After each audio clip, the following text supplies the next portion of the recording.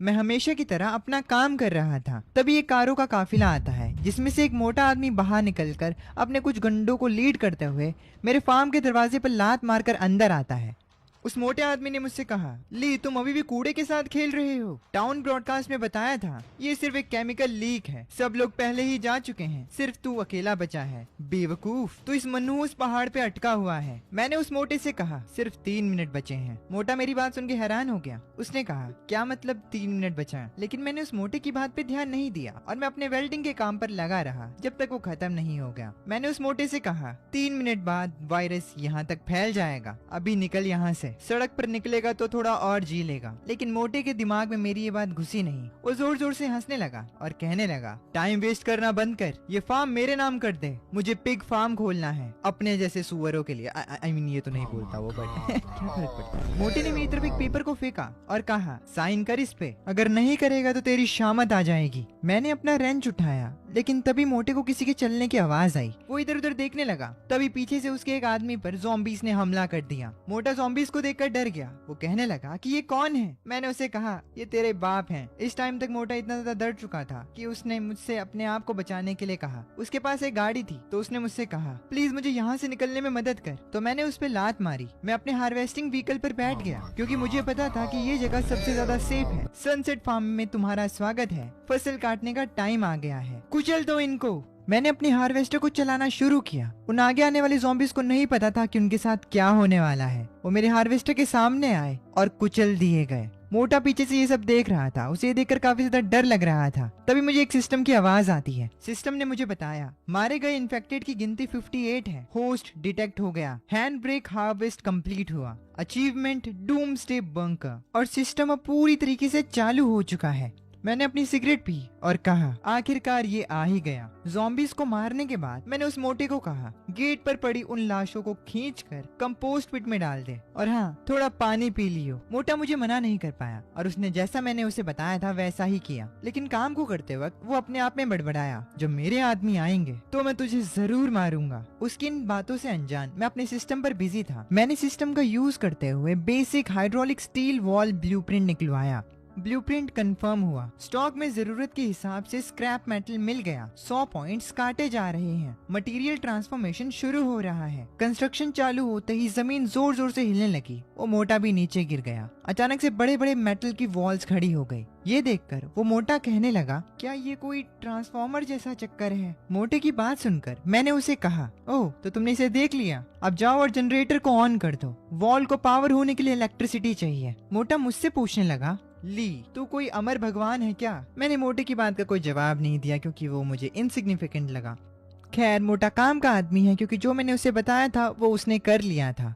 अब वॉल में बिजली दौड़ रही थी, बट फूड स्टोरेज अभी भी एक इशू था। सिस्टम के एंटीवायरल बीज को उगने में टाइम लगेगा। मैं वॉच टावर के ऊपर बैठकर ज़ॉम्बीज़ पर निगरानी रख रहा था। तभी मैंने एक कार को देखा जो कि आकर मेरे गेट के सामने क्रैश हो जाती है। उस कार से एक लेडी बाहर निकलती है। उसके हाथ में एक बच्ची भी होती है। वो बच्ची को लेकर मेरे गेट्स की तरफ आती है और मुझसे रिक्वेस्ट करती है कि मैं दरवाजा खोलूं। उसकी बच्ची बोलती है कि मॉन्स्टर्स उनके पीछे हैं और मॉन्स्टर्स सच में उनके 100 मीटर करीब होते हैं।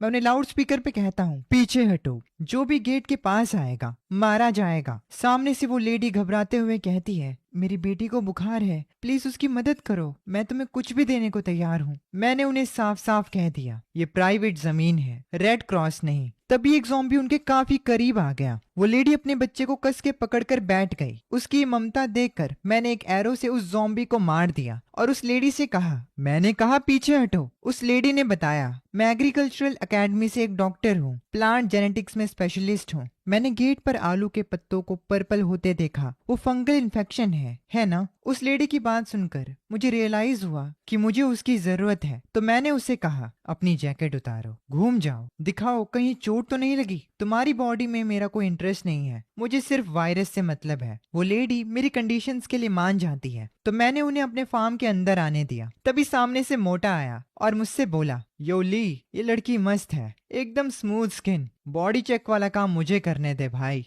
उसकी इतनी बेकार बात पर मैंने उसका नाक तोड़ दिया और मैंने उसे अपनी गन से धमकाया एंड उसे बताया कि यहाँ इस फार्म पर सिर्फ मैं ऑर्डर देता हूँ। दोबारा ऐसी हरकत की तो मैं तुझे ज़ॉम्बीज़ के आगे फेंक दूंगा। अब मैं उस लेडी के पास गया और उससे पूछा, तुमने कहा तुम्हारे पास पीएचडी है? उसने कहा, हाँ, मेरे डॉक्यूमेंट्स मेरे बैग में हैं। उसके बाद सुनकर मैंने उसे कहा, डॉक्यूमेंट्स की जरूरत नहीं, मुझे रिजल्ट्स चाहिए, वहाँ डिलीवरी देनी है। तुम्हारे पास सिर्फ आधा दिन है और मुझे तुमसे रिजल्ट्स चाहिए। उस लेडी ने मुझसे टूल्स और पानी मांगा और बताया कि वो ये चीज जरूर करेगी, नॉट लाइक उसके पास और कोई ऑप्शन भी है। उसकी बात सुनकर मैंने उसे ब्रेड और पानी दिया एज एन एडवांस पेमेंट और उसे बोला, याद रखना, यहाँ पर तुम्हारी कीमत ही तुम्हारी जिंदगी और मौत तय करती है। ये कहकर मैं वहाँ से जाने लगा। जाते हुए मैं सोच रहा था कि अगर वो सच में काम की हुई तो सिस्टम के वो एडवांस्ड बीज बच सकते हैं। अब मैं अपने काम पर लग गया। हमें वेपन्स चाहिए थे।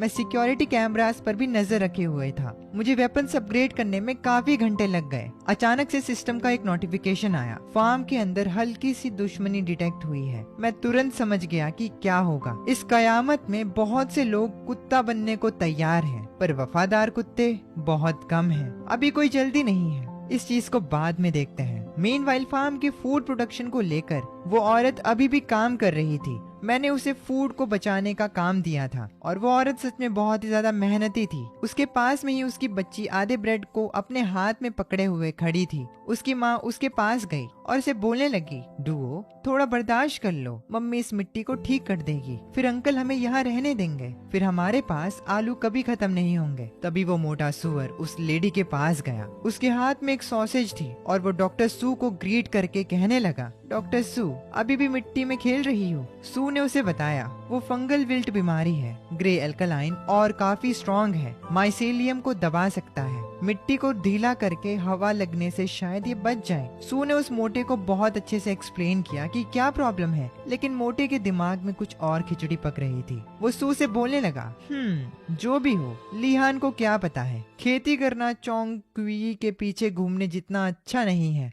टाउन में मेरी अच्छी पहचान है, ये सॉसेज ले, बस मुझे एक किस लेने दे। सू ने उसे तुरंत खुद से दूर धकेल दिया। दूर हट, मुझे हाथ मत लगा। गुस्से में आकर मोटे ने बेचारी बच्ची के हाथ से आधा खाया हुआ ब्रेड नीचे गिरा दिया और उस पर पैर रख दिया। सू की बेटी रोने लगी और ये देखकर मैं खुद को रोक नहीं पाया। अपनी गन लेकर उस मोटे के पास गया और उससे कहा, तेरी हिम्मत कैसे हुई मेरी प्रॉपर्टी के साथ छेड़खानी करने की? मोटा पूरी तरह से डर गया, लेकिन तभी इन्फेक्टेड पोटैटोज के लीव्स दोबारा ग्रीन होने लगे। ये देखकर मैं हैरान हो गया, ये कैसे हो सकता है? मैंने सू से कहा, तुम पास हो गई, अब से तुम इस टेस्ट फील्ड की इंचार्ज हो। और फिर मैंने सू को कुछ खाने के लिए आइटम्स दिए। तभी अचानक से मेरे फार्म के डोर्स पर एक आदमी ने दस्तक दी। वो चिल्लाकर बोलने लगा, क्या वहाँ और भी जिंदा बचे हैं? मैं टाउन में गाड़ियाँ ठीक करता हूँ। ये बात सुनकर मैंने मोटे को बोला, मेरे पीछे गेट तक आ। गेट पर पहुँचने पर हम उस आदमी से मिले जो कि मेरा हार्वेस्ट ट्रक देखकर दंग था। उसने मुझे बोला, हे भाई, वो कंबाइंड हार्वेस्टर, क्या वो तुमने मॉडिफाई किया है? बड़ा खतरनाक जुगाड़ है, पर इसका आगे का बैलेंस बिगड़ा हुआ है। नॉर्मल ज़ॉम्बीज पर तो चल जाएगा,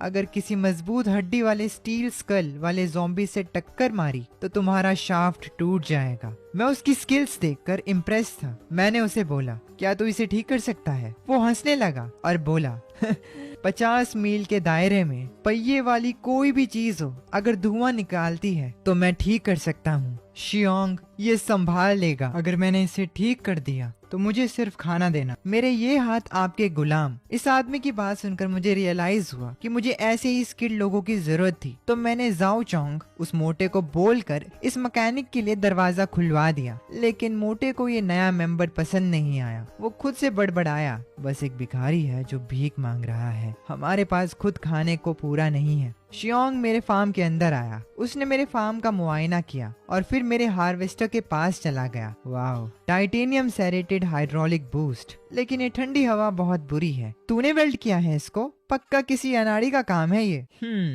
मेरा पूरा ट्रक देखने के बाद शियोंग ने कहा, सॉलिड तो है, पर इसका स्ट्रेस पॉइंट ठीक से हैंडल नहीं किया गया, ज्यादा वाइब्रेशंस पर आसानी से टूट जाएगा। मैं उसके एनालिसिस को देखकर थोड़ा शॉक था, लेकिन चेहरे पर नहीं दिखाया। मैंने शियोंग को बोला, अपनी औकात साबित करने के लिए तेरे पास सिर्फ 10 मिनट है, और बस। फिर शियोंग अपने काम पर लग गया। उसने बहुत ध्यान से एक एक पार्ट को जोड़ा, बहुत मैकेनिकल तरीके से उसने मेरे हार्वेस्टर पर काम किया, और फिर 10 मिनट बाद वो बोला, एक बम्पर बार लगा दिया है, टॉर्क ठीक कर दिया है, अब ये मशीन सामने वाले उस बड़े पत्थर को काट सकती है, पनीर की तरह। शियोंग के ये काम करते ही सिस्टम ने भी मुझे बता दिया, हार्वेस्टर नंबर 1 की परफॉर्मेंस 15% बढ़ गई है। बधाई हो होस्ट, रिवॉर्ड में एक रेयर सर्वाइवर मिला है, एक एडवांस्ड मैकेनिक। सिस्टम्स यहाँ पर शियोंग की ही बात कर रहा होता है। अल्टीमेट मैकेनिकल मॉड गैरेज का ब्लूप्रिंट और साथ में 500 लीटर डीजल मिलता है। मैकेनिक ने अपना काम कर दिया था, तो अब बारी मेरी थी। मैंने मोटे को बोला, जाओ चोंग, जाकर मास्टर शियोंग के लिए खाना ले आ,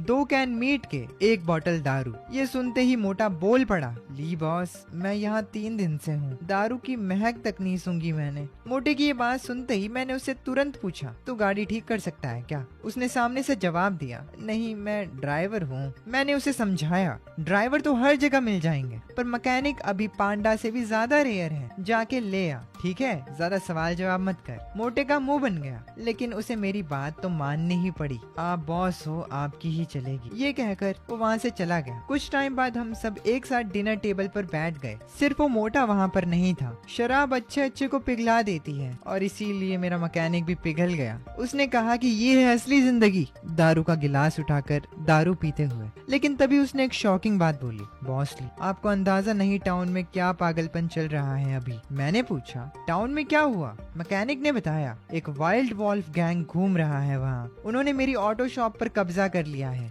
गैस स्टेशन पर भी ताला लगा दिया। उनके पास शॉटगन्स हैं, कोई भी आदमी दिखे तो गोली मार देते हैं, औरतों को उठा लेते हैं। और जब मैं यहाँ आ रहा था तब पास की पहाड़ी पर एक चमक देखी मैंने, दूरबीन जैसी लग रही थी। शर्त लगा लो, उनकी नजर हम पर पड़ चुकी है। मैंने तुरंत जवाब दिया, सिर्फ बाहर से ही नहीं, अंदर भी गंदगी भरी हुई है। मैं ऑलरेडी जानता था मोटा अपनी औकात दिखा ही देगा, और उसने वही किया। उसने वॉल्फ गैंग को वॉकी टॉकी से आधी रात को कांटेक्ट किया। हेलो वॉल्फ भाई। हाँ, मैं बोल रहा हूँ। जाओ चोंग। हाँ, मैं अभी जिंदा हूँ। सामने से मोटे को रिप्लाई आया, जाओ चोंग, तूने कहा था तू किसी फार्म पर है। मोटे ने बोला, वॉल्फ भाई, एक मस्त जगह मिली है आपके लिए, वहाँ बिजली है, मीट है, औरतें हैं, और एक मॉडिफाई किया गया वॉर ट्रक है। जब मोटी बुद्धि वाला मोटा ये सब वॉल्फ गैंग को बता रहा था, तब तक ऑलरेडी मैं इस चीज के लिए प्रिपेयर कर चुका था। मोटे की इस हरकत पर मैंने खुद से कहा, क्योंकि तू भेड़ियों को अंदर लाना चाहता है ना, मैं दरवाजा बंद करूंगा और इन कुत्तों को पीटूंगा। ये ले। अब आधी रात को मोटा चुपके से मेन गेट की ओर गया, जहाँ एक इलेक्ट्रिकल बॉक्स था गेट को खोलने के लिए। मोटे ने जैसे तैसे करके वायर को रिमूव किया, वॉल्फ गैंग को अंदर लाने के। कुछ ही दूर पर मोटे के कहने पर वॉल्फ गैंग वाले अपनी गाड़ियां लेकर मेरी ही तरफ आ रहे थे,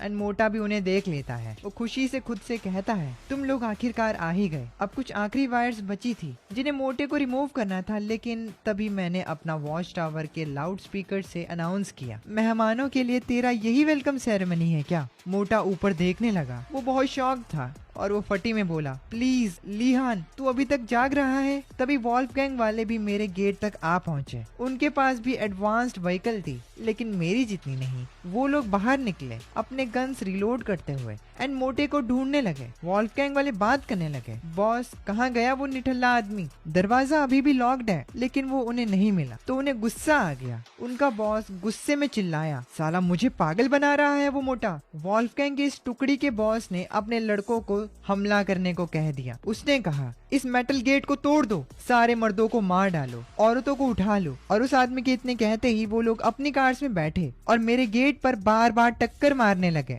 लेकिन मैं भी अपनी एरोस के साथ तैयार था। दूसरी तरफ मैकेनिक भी मेरी मदद कर रहा था। सू और उसकी बेटी थोड़ा घबराए हुए थे, लेकिन मुझे यकीन था कि वो लोग डटे रहेंगे। यहाँ डटे रहो, पीछे मत देखना, चाहे कुछ भी हो जाए, लाइन मत तोड़ना। तभी मैंने मैकेनिक से एक्सप्लोजिव सेट करने को कहा, एंड वो भी रेडी हो गए थे। मेरे मैकेनिक ने मुझे बताया, बॉस, वो फ्रंट रीइंफोर्स्ड है, अगर वो लोग टक्कर मारते रहे तो ज्यादा देर तक नहीं टिकेगा। मैंने मैकेनिक को शांत करते हुए बोला, इसीलिए मैंने तुझे बंदूक यूज करने से मना किया था। ज्यादा आवाज में चीजें चीजें छिप जाती हैं। अब जैसे ही वॉल्फगैंग वाले दोबारा से मेरे गेट के करीब आने लगे, मैंने अपने एरो को छोड़ दिया, जो कि ठीक वहीं लगा जहां मैं चाहता था, एंड एक बहुत बड़ा धमाका हुआ। वॉल्फगैंग वाले जो गाड़ी में बैठे थे वो लोग गाड़ियों से कूद गए और काफी ज्यादा डर गए। वॉल्फगैंग के मेंबर्स को समझ में आ गया कि मेरे पास भारी वेपन्स हैं, लेकिन उनका बॉस अभी भी हार नहीं मान रहा था। उसने अपने लड़कों को बोला, फैल जाओ और फायर करो। वो लोग अब अंधाधुन मेरी वॉल्स पर फायर करने लगे और कुछ तो चढ़ने की कोशिश करने लगे, जो कि उनकी सबसे बड़ी गलती थी। मैंने अपनी इलेक्ट्रिक बैरियर को ऑन कर दिया और उन्हें जोर का झटका लगा। इस बीच मोटा भी यहाँ से निकलने की कोशिश करने लगा। मीनवाइल वॉल्फगैंग वालों की हालत पतली हो गई। उन्होंने डिसाइड किया कि वो लोग पीछे हटेंगे। उन्हें समझ आ गया कि ये जाल है, लेकिन जैसे ही वो पीछे हटने की कोशिश करते,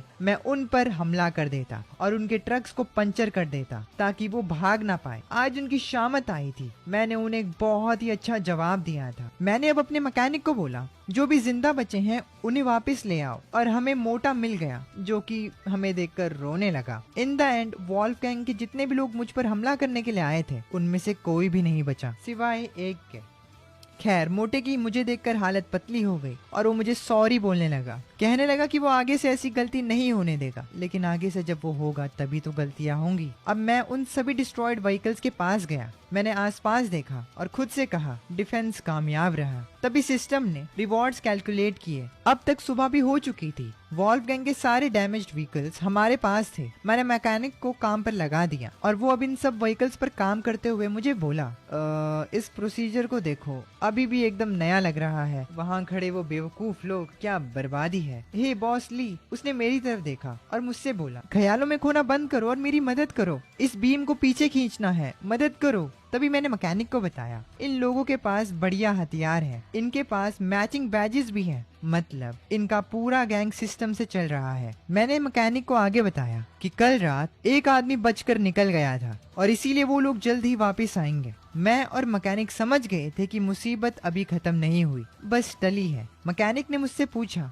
तो अब क्या करना है? मैंने उसे जवाब दिया, इस दुश्मनी को खत्म करना ही पड़ेगा। जीतने के लिए अपने दुश्मन और खुद को पहचानना जरूरी है। और मैंने अपना ट्रम्प कार्ड प्ले किया। सिस्टम ने मुझे बताया, बेसिक ड्रोन पेट्रोल बैटल शुरू, कीमत 500 पॉइंट्स। इस आइटम को देखकर मैं टेम्पटेड था। इसकी कीमत सिर्फ 500 पॉइंट्स थी और इसीलिए मैंने इसके ब्लूप्रिंट को खरीद लिया एंड इसे बिल्ड करवाना शुरू कर दिया। हम लोग टेक्नोलॉजी में इन बेवकूफों से काफी आगे थे। मैंने अपनी वॉच को देखा, जो कि काफी ज्यादा एडवांस थी, बिल्कुल एक सिस्टम की तरह ही। मैंने कहा, चाहे वो कहीं भी छिपे हों, मेरा आसमान इन सबको ढूंढ निकालेगा। और इतना बोलकर मैंने अपने एक ड्रोन को उनके पीछे भेज दिया। मीनवाइल वॉल्फगैंग का बॉस अपने आखिरी बचे हुए आदमी के सामने बैठ उससे बात कर रहा था। उसके आदमी ने उसे बताया, उन लड़कों की कोई गलती नहीं है। वो फार्म बहुत डरावना और अजीब है। हर तरफ इलेक्ट्रिक फेंस और बॉम्ब बिछे हुए हैं। हमारा जरूरी आदमी स्कारफेस तो किसी को बिना देखे ही बॉम्ब से उड़ गया। उसका बॉस उसकी ये सारी बातें सुन रहा था। तभी वो हंसने लगता है और बोलता है, हाँ, और वहाँ हर तरफ खाना है। मुझे बारबेक्यू की महक आ रही थी। वहाँ बिजली की वजह से दिन जैसा उजाला है। उनके पास पावर है, खाना है और भारी हथियार है। लगता है हाथ में बड़ा शिकार लगने वाला है। और इतना कहकर वो अपने आदमी के पास गया और उसे मार दिया। उसने अपने बाकी सारे टीम मेंबर्स को बता दिया, मुझे निकम्मे लोगों से सबसे ज्यादा नफरत है। अब जब स्कारफेस मर चुका है तो इसे तुम एक वार्निंग समझो। उसके बाकी के लोग उसे ये करता देख फटी में थे। उन्हें पता था कि उनके साथ भी ये चीज हो सकती है। उनके बॉस ने एक डरावनी हंसी के साथ बोला, मैं खुद जाकर उस जगह को तोड़ूंगा। अपने सबसे खतरनाक बंदों को बुलाओ। और वॉल्फगैंग के लोग हमारे खिलाफ अपने वेपन्स तैयार करने लगे। मीनवाइल मेरे फार्म में सू की बेटी ने अपनी माँ से एक सवाल पूछा, मम्मी क्या अब हम यहाँ रहेंगे? वो आदमी बहुत डरावना है। हाँ, वो मेरे बारे में ही बात कर रही है। लेकिन उसकी माँ ने उसे समझाया, वो डरावना इसीलिए है क्योंकि वो हमारी रक्षा कर रहा है। इस दुनिया में अच्छे लोग जिंदा नहीं रह सकते। तभी माँ बेटी की कन्वर्सेशन के बीच में मैं आ गया। मैंने सू को एक बॉटल दिया और उससे कहा, गेहूं उगने में कितना टाइम लगेगा? सू ने जवाब दिया, 3 दिन। हमारा पहला एंटीटॉक्सिन आटे का बैच तब तक मिल जाएगा। इसी बीच मैंने अपने वॉच पर एनिमी के भेजे व्हीकल्स देखे। तभी सू ने मुझे बताया, पर हमें पानी की जरूरत है। बहुत सारे पानी की। वीट बात की बात थी, पहले हमें एनिमी पर फोकस करना था। मैंने अपने लोगों को मीटिंग रूम में बुलाया। हम एनिमी पर अपने ड्रोन से नजर रखे हुए थे। हमने देखा कैसे एनिमी ने अपने व्हीकल के आगे एक आदमी को बांध रखा था। मेरे टीममेट्स ये देखकर हैरान थे। सू शॉक्ड होकर बोली, हे भगवान, ये जानवर। मेरे मैकेनिक ने बोला, इन्होंने लोगों को अपनी गाड़ियों के आगे बांध रखा है, ये तो बिल्कुल पाप है। बॉस, अगर हम शूट करें या उनकी गाड़ियों को उड़ा दें तो पहले ये बेचारे लोग मरेंगे। मैं जानता था कि इसका मतलब क्या है। मैंने अपने लोगों को अपना डिसीजन सुनाया। वॉल्फ किंग और सबर नहीं कर सकता। सब लोग अपनी पोजीशन लो। मैं जानता था कि हम किसके अगेंस्ट हैं। भले ही वेपनरी में हमारे पास एक अपर हैंड हो, लेकिन मैं ऐसे ही सिविलियंस को नहीं मार सकता। मैंने अपनी टीम को बोल दिया, चलो इस फार्म को उनका कब्रिस्तान बनाते हैं। और अब मैं और मेरी टीम तैयारी करने लगे इस बैटल के लिए। मैंने अपनी टीम को कहा, इस बर्बादी में कोई मासूम नहीं है, सिर्फ मुर्दा या जिंदा हैं लोग। मैंने अपने मैकेनिक को बताया, जैंग ब्लैक, हार्वेस्टर चालू कर। सू, बच्चों को सेलर में ले जा। सू मेरी बात सुनकर घबरा गई। उसने मुझे रोकने की कोशिश की। तुम क्या कर रहे हो? मैंने उसे अपना जवाब दिया, अगर इनको बम्पर कार खेलना है तो मैं भी इनके साथ अच्छे से खेलूंगा। और मैं अपने हार्वेस्टर उर्फ टैंक में बैठकर आगे निकल गया। चलो चलें, हम आज हमला करेंगे। दूसरी तरफ वॉल्फ गैंग का लीडर अपने आगे एक ह्यूमन शील्ड लिए चल रहा था। उसने मुझे आगे आते हुए देखा, लेकिन वो रुका नहीं। उसका आदमी डर से बोला, छोड़ो मुझे। लेकिन दूर से देखते हुए उनके लीडर ने कमांड दिया, गाड़ी रोकना मत। मुझे नहीं लगता उसकी हमें टक्कर मारने की हिम्मत होगी। स्पीड बढ़ाओ, सीधे अंदर घुस जाओ। ये कहकर वॉल्फ गैंग का लीडर जोर से हंसने लगा। मैंने अपने आगे आते हुए वॉल्फ गैंग के ट्रक को देखा। मैं जानता था कि वो क्या सोच रही है, लेकिन किसने कहा मैं किसी को टक्कर मारने वाला हूँ। मैं सही मौके की तलाश में था और मैंने उनके ट्रक को अपने एक टेक्निक से गिरा दिया, फिजिक्स का यूज करते हुए। जो आदमी ट्रक के आगे वाले हिस्से पर था वो अलग कर दिया, जिससे वो आदमी बच गया। और फिर इस आदमी ने भी अपना बदला इन लोगों से ले लिया। तभी मुझे सिस्टम ने बताया, टारगेट मिल गया है, ली गैंग, कॉम्बैट रेटिंग ए, इलाइट। फॉरेन इसको अपने साथ मिलाने की रिकमेंडेशन है। दूर से वॉल्फ गैंग का लीडर अपने आदमियों से कहता है, निकम्मो हमला करो, जो भी इसे मारेगा उसे आधी सप्लाईज मिल जाएंगी। मैं और मेरा न्यूली रिक्रूटेड आदमी ली गैंग अपने सामने वॉल्फ गैंग को देखकर पूरी तैयारी कर लेते हैं। ये एक ब्लड बात होने वाला था। ली गैंग कहता है, मैं इसका इस्तेमाल नहीं करना चाहता, पर इनको नर्क में भेजने के लिए ये काफी है। हम लोग बिल्कुल तैयार थे। तभी मेरा मैकेनिक कहता है, बॉस हटो, ओल्ड ब्लैक के ड्रैगन श्रिम्प का स्वाद चखो। मेरे मैकेनिक ने हमारी एक स्मोक कैनन के यूज से हमारे कुछ एनिमीज को अंधा कर दिया। उन्हें सब कुछ दिखना बंद हो गया, ऑफ कोर्स, क्योंकि वो अंधे हो चुके हैं। हम ऑलमोस्ट जीत चुके थे, लेकिन वॉल्फ गैंग के लीडर ने अपनी वो चाल चली जिसे देखकर मैं हैरान हो गया। उसने आसमान में एक फ्लेयर चलाई और बोला, मीलों दूर से सारे ज़ॉम्बीज़ यहाँ आ जाएंगे। और अब वो अपनी बाइक पर बैठकर वहाँ से फरार हो गया। उसने चेतावनी दी कि वो वापस जरूर आएगा, अगली बार पूरी आर्मी यहाँ होगी। और अब वो थाउजेंड्स ऑफ ज़ॉम्बीज़ को मेरे फार्म की तरफ बुलाकर गायब हो गया। हजारों ज़ॉम्बीज़ की भीड़ हमारी तरफ आ रही थी, लेकिन अपने न्यू रिक्रूट और अपने काबिल लोगों के साथ मैं भी तैयार था। ली गैंग ने मेरी तरफ अपना हाथ बढ़ाया और मुझसे कहा, ली अब तुम्हारा हुआ। मैंने उसे बोला, नए एम्प्लॉय ट्रेनिंग में तुम्हारा स्वागत है। हमने अपनी बंदूकें तैयार की। मैंने अपने मैकेनिक को बोला, लाशों का ढेर साफ करो। और उसने इशारा करते हुए बोला, ठीक है। अब इस फ्लेम थ्रोअर टावर का इंतजार नहीं होता। अब हमें ज़ॉम्बीज़ को मारते हुए शाम हो जाती है। ली वॉल के ऊपर चढ़कर ज़ॉम्बीज़ पर फायर करते हुए कहता है, ये लोग तो बहुत ज्यादा हैं, कम से कम 3000 होंगे। तुम्हारी बंदूक खतरनाक है, पर ये लोग ढेर बनकर अंदर आ सकते हैं। हमारे पास बिल्कुल भी इतनी गोलियां नहीं है। ली की बात सुनकर मैंने मुस्कुराते हुए कहा, किसने बोला हमें गोलियां चलानी है? मैंने एक बटन को प्रेस किया और दूसरी ओर मेरे मैकेनिक ने एक व्हील को घुमाया और बोला, आने दो, इन कमीनों को चखने दो वो दावत जिसे ओल्ड हे ने तुम्हारे लिए बनाया है। सिस्टम ने मुझे जो फ्यूल दिया था वो मैं इन ज़ॉम्बीज़ के ऊपर फेंकने वाला था ताकि इन्हें बारबेक्यू कर सकूं। हमने ज़ॉम्बीज़ के ऊपर फ्यूल डाला और फिर मैंने अपने एरो पर फायर लगाकर इनके ऊपर शूट कर दिया, जिससे वो सारे ज़ॉम्बीज़ जलने लगे। मैंने उन जलते हुए ज़ॉम्बीज़ की तरफ देखा और कहा, ये तो बिल्कुल जिंदा मीम की तरह है। मैं ली के पास जाने लगा और मैंने उसे बताया, जली हुई जमीन, अगले साल बढ़िया फसल होगी। इस भयानक फाइट के बाद और अपने एक न्यू टीम मेंबर के साथ मैं और मेरी सारी टीम डिनर टेबल पर बैठे थे। तभी सू ने मुझसे कुछ ऐसा कहा जिसे सुनकर मैं थोड़ा डर गया। सू ने कहा, पूरा इकोसिस्टम बर्बाद हो चुका है, मिट्टी के अंदर की हर चीज अपनी जान बचाकर भाग रही है, इसीलिए हमें भी अपनी जान बचानी होगी और यहाँ से भागना होगा। सू की बात बिल्कुल सही थी और ये मुझे तब पता चला जब एक वाइल्ड चूहे का झुंड हमारे फ्लोर के नीचे आ गया, जिससे जमीन हिलने लगी। सू की बेटी डर गई एंड उसने अपनी मम्मी को कहा कि जमीन क्यों हिल रही है। मैं तुरंत उठकर चेक करने लगा कि वजह क्या है और मुझे पता चला जमीन के नीचे कुछ है। मैंने बाहर की ओर देखा, बाहर हमारे व्हीकल के नीचे की जमीन भी हिल रही थी। तभी सिस्टम ने मुझे बताया, लेवल 1 इमरजेंसी, बड़े बड़े लाइफ फॉर्म्स डिटेक्ट हुए हैं, लोकेशन सारे जमीन के नीचे वाले सेक्टर्स हैं। ये देखकर मैं घबरा गया और मैंने अपनी टीम को तुरंत छत पर जाने का ऑर्डर दिया। जल्दी करो, सब लोग ऊपर भागो। अचानक से धरती के अंदर से म्यूटेटेड चूहे निकले। उनकी आंखें लाल और साइज नॉर्मल चूहों से 10 गुना ज्यादा बड़ा था। उन्होंने मेरे फार्म की चीजें खराब करना शुरू कर दिया। हम जैसे तैसे छत के ऊपर पहुंचे। सू ने बोला, दीवार ज़ॉम्बीज़ को तो रोक सकती है पर इनको नहीं रोक पाएगी, ये हम सबको खा जाएंगे। लिए जो तब से इन चूहों पर शूट कर रहा था, उसकी गन ने भी जवाब दे दिया। उसने कहा, मेरी गोलियां खत्म हो गई हैं। ली, क्या तुम्हारे पास कुछ और प्लान है?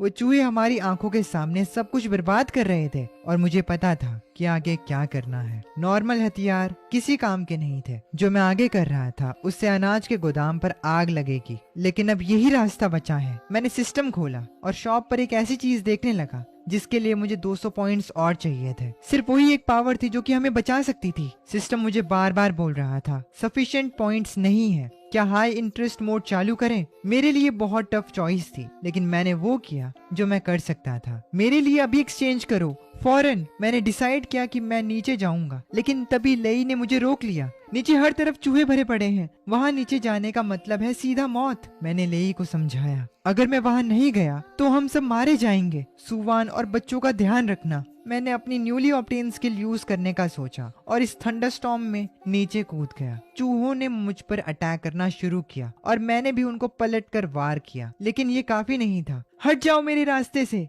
मैंने सभी चूहों को अपनी तरफ अट्रैक्ट किया और फिर सिस्टम की मदद ली। सिस्टम, मैग्नेटिक पल्स कॉइल चालू कर दो। इस थंडरस्टॉर्म के मौसम ने मेरा साथ दिया और आसमान की बिजली की मदद से मैंने एक आर्क बनाई जो कि हाई वोल्टेज आर्क 100 मीटर्स को कवर कर रही थी और फिर एक ही झटके में सारे चूहे मर गए। मेरी टीम ये नजारा ऊपर से देख रही थी, वो भी दंग थे। उन्हें यकीन नहीं हो रहा था कि ऐसे कैसे पॉसिबल हो सकता है। उन्हें लगा ये कोई चमत्कार है।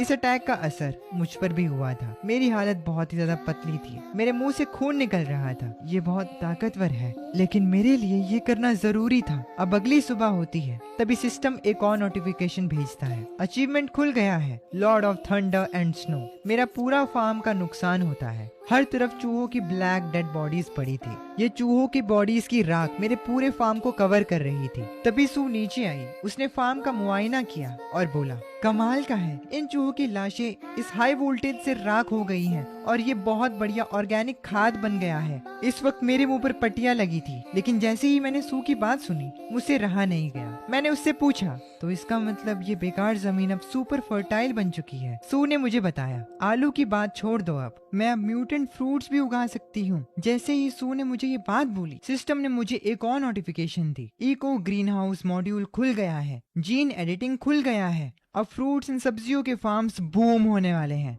इसे सुनकर मैं एक्साइटेड हो गया और मैंने बोला, चलो चीजें उगाते हैं। इस जगह को कयामत के बाद सबसे बड़ा अनाज का गोदाम बना देंगे और हम फार्मिंग करना शुरू करते हैं। कुछ महीनों में हमारी वीट पक जाती है और सू, जिसे कि मैंने फूड से रिलेटेड सारा काम सौंपा था, वो वीट देखने जाती है एंड दंग रह जाती है। ये सच्ची में पक चुके हैं। ये अब तक का सबसे परफेक्ट गेहूं है जो मैंने कभी देखा है। वॉर से पहले होने वाले गेहूं से दुगना मोटा है ये। सू का ऑब्सेशन देखकर मैंने उसे टोका, ऐसे घूरते मत रहो। तभी मैंने थंडर को अलर्ट रहने को कहा, ओल्ड है, हार्वेस्टर स्टार्ट कर दे, आज जल्दी फसल काटनी पड़ेगी हमें। और हमने वीट हार्वेस्टिंग शुरू कर दिया। मैं हमारी सक्सेस को अपनी आंखों के सामने होता हुआ देखकर दंग था। वाह! तभी सिस्टम का एक और नोटिफिकेशन आया, 5000 किलो टॉक्सिन रेजिस्टेंट गेहूं काटा गया है, हाई क्वालिटी फसल डिटेक्ट हुई है, 1000 पॉइंट्स का बोनस। पॉइंट्स की बात सुनते ही मैं समझ गया था मुझे आगे क्या बनाना है। मैंने बिना टाइम वेस्ट किए अभी इसी वक्त आटे की चक्की और बेकरी खड़ी करी। आज रात हम ताज़ा ब्रेड खाएंगे। बिल्डिंग कंस्ट्रक्ट होना शुरू हुई, लेकिन सैडली हम अकेले नहीं थे जिसे कि हमारे इस फार्म एंड बेकरी के बारे में पता हो। दूर एक और आदमी था जिसे कि हमारे बेकरी की स्मेल आई। अपोकलिप्स के बाद ये पहली बार होगा जब किसी ने फ्रेश बेकरी की स्मेल ली हो, और वो आदमी हमारे फार्म में घुसना चाहता था। उसे बेक होने की खुशबू भी आ रही है। वो वही फार्म है, लेकिन तभी उसके साथी ने समझाया, पर उनके पास इलेक्ट्रिक फेंस लगी हुई है और बड़ी अजीब मशीन्स है वहाँ। यहाँ तक कि वाइल्ड वुल्फ गैंग के आदमी भी वहाँ मारे गए हैं। लेकिन भूख इंसान से क्या क्या करवाती है। इन लोगों ने डिसाइड किया तो हम सीधा वहाँ चलेंगे। इतना सारा खाना है, क्या वो गिनती के चंद लोग उसे बचा पाएंगे? ये बात फैला दो, सबको बता दो, सनसेट फार्म शिजुहू में है, वहाँ जाओ। तुम सबको स्टीम्ड ब्रेड खाने को मिलेगी। जब बहुत सारे लोग इकट्ठा हो जाएंगे और अफरा तफरी मचेगी, तब हमें खाने को मिल जाएगा। मीनवाइल मैं इस नई मुसीबत से अनजान अपनी टीम के साथ था। हम लोग अपने बेकरी के ब्रेड्स एंजॉय कर रहे थे। लेई ब्रेड खाते हुए बोला, अपनी लाइफ में ऐसी बढ़िया ब्रेड कभी नहीं खाई। बॉस, आपको फॉलो करके मैंने बिल्कुल सही फैसला लिया। पेट पूरा भरा हो तो ताकत आ जाती है। मेरी टीम खुश थी, लेकिन तभी मैंने उन्हें बोला, कैमरास चेक करो। लगता है हमारे मेहमान एक दिन पहले ही आ गए हैं। अब हमें ज़ॉम्बी से भी बड़ी दिक्कत का सामना करना पड़ेगा। इस बार हजारों भूखे लोग मेरे फार्म के सामने खड़े थे। मैं इस सोच में था कि इन्हें क्या बोलूं। दूसरी ओर ये लोग मांग कर रहे थे, भाई साहब प्लीज थोड़ा खाना दे दो, थोड़ा सा पानी ही दे दो। हम 3 दिन से भूखे हैं। मैंने 3 दिन से खाना नहीं खाया है। प्लीज इन बच्चों को बचा लो। सुना है तुम लोगों के पास बहुत सारा गेहूं है, हमें भी थोड़ा बांट दो। क्या हुआ? मैं वॉल पर खड़ा होकर इन सब लोगों को देख रहा था। तभी सू मेरे पास आई और बोली, ये लोग बड़ी बुरी हालत में हैं। क्या हमें इनकी? सू की बात सुनकर मैंने उससे पूछा, हमें क्या अपना स्टोर खोलकर इन्हें खाना देना चाहिए क्या? तुम्हें सच्ची में लगता है कि अगर गेट खोला तो ये लोग कूद कूद कर तुम्हारी चटनी नहीं बना देंगे? लेई गैंग, जाओ गन टावर संभालो। मैंने इन लोगों से बात करने का डिसाइड किया। मैं वॉल पर खड़ा था। मैंने लाउड स्पीकर पर इन लोगों को बोला, सुनो, ये कोई धार्मिक संस्था नहीं है, ये बस बिजनेस है। तभी इनमें से एक आदमी चिल्लाया और मुझसे बोलने लगा, सब भूखे मर रहे हैं और तुम्हें बिजनेस की पड़ी है? तुम्हारे पास दिल नहीं है क्या? मैंने तुरंत जवाब दिया, अगर खाना है तो लाइन में लग जाओ। मुझे वर्कर्स की जरूरत है। गड्ढा खोदने के लिए लोग चाहिए और पत्थर उठाने के लिए भी। दिन के 3 बंस मिलेंगे। अगर तुम्हारे पास कोई स्पेशल स्किल है तो तुम्हें 5 बंस और एक पानी की बोतल मिलेगी। और अगर किसी ने मुफ्त में खाने की कोशिश की, लाल लाइन क्रॉस की, तो मार दिए जाओगे। काफी क्रूअल लग रहा होगा, लेकिन मुझे जो सही लगा मैंने वो किया। मैंने सू को काम सौंप दिया इन लोगों का नाम और स्किल जानने के लिए। सू अपने काम पर लग गई। लोग लाइन लगाकर आने लगे। पहला आदमी आया। सू ने उससे उसका नाम और स्किल पूछा। आदमी ने अपना नाम बताया और फिर मैंने उसे पत्थर उठाने का काम दे दिया। फिर अगला आदमी आया। उसने बोला कि वो एक मिस्त्री है, तो मेरे मैकेनिक ने उसे टेस्ट किया। दिखाओ कितनी जल्दी चुनाई कर सकते हो। जैसे ही उस आदमी को मैंने चुनाई करने के लिए टूल्स दिए, वो आदमी मना करने लगा कि ये टूल्स उसे यूज करने नहीं आते हैं, और फिर मेरे मैकेनिक ने उसे भगा दिया। यहाँ पर बात साफ थी, तुम झूठ बोलोगे तो तुम्हें निकाल दिया जाएगा। तो मैं यहाँ सिर्फ तुम्हारी रिक्वेस्ट पे रखा जा रहा है। इस भीड़ में 2 शातिर लोग भी थे जिन्होंने ही ये प्लान बनाया था। ये लोग आपस में बात कर रहे थे। देख रहे हो ना, ये औरत बहुत ही नरम दिल की है। सीधा अंदर घुसो और इसको और इसके बच्चे को पकड़ लो, सारा खाना अपना हो जाएगा। दूसरे आदमी ने पूछा, कब तक अटैक करना है? पहले वाले आदमी ने जवाब दिया, खाने के वक्त। देखा, इसीलिए मैंने पहले ही सू को समझा दिया था। खैर, सारे वर्कर्स को मैंने अपने फार्म पे काम पर लगा दिया था। सब मेहनत से खड्डा खोद रहे थे। तभी उनके लिए खाना आया, लेकिन इस खाने के लिए कन्फ्लिक्ट होना शुरू हो गया। कुछ वर्कर्स कंप्लेन करने लगे कि दूसरे वर्कर्स को पहले खाना क्यों मिल रहा है, हमें भी खाना चाहिए। उस औरत ने कहा था यहाँ सबके लिए खाना है। ये आदमी चुपके से सारा खाना दबा के बैठा है। चलो सब अंदर घुस के इसे छीन लेते हैं, ये हम सबको थोड़ी रोक लेंगे। और ऐसे ही ये लोग हमारे बेस के अंदर आने लगे। वो लोग नंबर्स में काफी ज्यादा थे। सू ये देखकर बोली, ये अंदर आने की कोशिश कर रहे हैं। ली गैंग, गोली मत चलाना, उनमें बच्चे और बूढ़े लोग हैं। हम मजबूर थे। लेई भी ये नहीं करना चाहता था। बॉस, मैं नहीं चलाऊंगा, मुझसे ट्रिगर नहीं दबाया जा रहा। आम आदमियों पर गोली कैसे चलाऊं? पर ये रेड लाइन पार करने वाले हैं। अपनी टीम की ये हालत देखकर मैंने उन्हें बोला, तुमसे किसने कहा उन्हें मारने को? ऐसी ही सिचुएशन के लिए मैंने इस मेथड को रखा था। मैंने अपना anti riot drone squad open कर दिया। भले ही उन पर नंबर्स हो, लेकिन मेरे पास टेक्नोलॉजी है। मैंने ड्रोन्स छोड़ दिए। अब जितना रोना है रो लो आराम से। मेरे ड्रोन्स ने उनके ऊपर टीयर गैस फेंक दी, जिससे उनकी आंखें जलने लगी। ये लोग रोने लगे और फिर वहाँ से भाग गए। कुछ ही टाइम में सभी को रियलाइज हो गया कि वो किससे पंगा ले रहे हैं। वर्कर से मैंने दोबारा काम कराना शुरू किया, लेकिन इस बार खुदाई का काम करवाते वक्त मेरी नजर एक आदमी पर गई। सबकी आंखों में जलन हो रही थी, पर तुम बिल्कुल ठीक हो। मैंने उस आदमी की आंखें चेक करी और मुझे पता चला कि ये आदमी पूरी तैयारी करके आया है। मैंने उससे कहा, तू पूरी तैयारी करके आया है? फिर मैंने उसकी चेकिंग करी और अचानक से उसके कपड़ों से एक मैप निकलता है। तेरी किस्मत अच्छी थी जो तूने मेरे गन टावर का ब्लाइंड स्पॉट ढूंढ लिया। उस मैप से मुझे पता चला कि ये आदमी वाइल्ड वॉल्फ गैंग के बचे हुए मेंबर्स में से है। मैंने अब उस मैप को अपने साथ ले लिया। अपनी टीम के साथ अब मैं मीटिंग कर रहा था, क्योंकि मैं समझने की कोशिश कर रहा था कि आखिर इसके पीछे कौन है। क्योंकि ये हो ही नहीं सकता कि उन्होंने सिर्फ गिनती के बंदे भेजे हों हमसे डील करने के लिए। जो ये आदमी मुझे अभी भी मिला था, उसका नाम फॉक्स था। मैं समझ गया था कि फॉक्स असली मास्टरमाइंड है, और इसका मतलब ये है कि इनकी आर्मी यहीं आसपास है।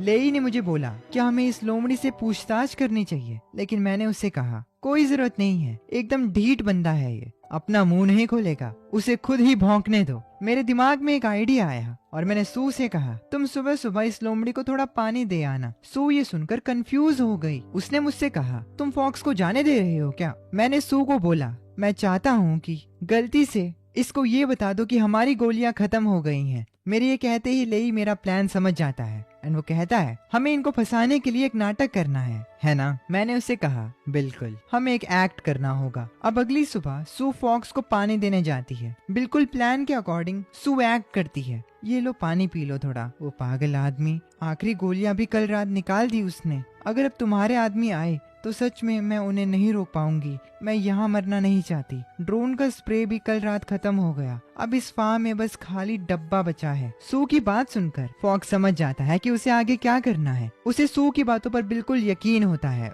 पता नहीं क्यों, शायद इसीलिए क्योंकि जब वर्कर्स को रिक्रूट किया जा रहा था तो सू सबसे ज्यादा काइंड थी।